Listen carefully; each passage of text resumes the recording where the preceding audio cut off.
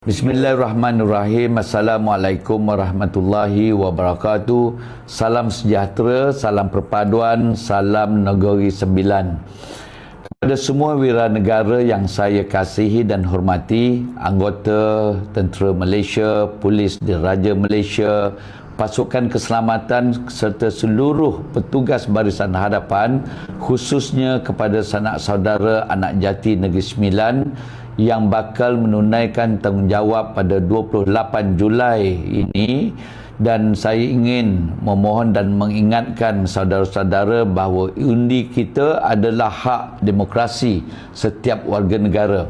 Hak ini dijamin oleh perlembagaan dan naklah kita laksanakan dengan penuh tanggungjawab dan bebas tanpa rasa takut, tekanan atau campur tangan daripada mana-mana pihak. Jangan kita biarkan sesiapa sahaja mempengaruhi pilihan kita, dan pilihan kita semua adalah merupakan hak yang diberikan kepada setiap individu.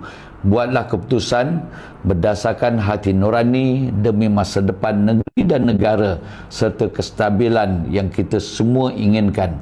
Saya menyeru agar seluruh pengundi luar untuk pengundi awal ini untuk keluar mengundi dan memberikan sokongan serta mandat kepada calon Barisan Nasional demi memastikan kesenambungan dan kepimpinan yang ada ini yang penuh pengalaman untuk membuatkan negeri kita stabil dan sentiasa mengutamakan kebajikan rakyat.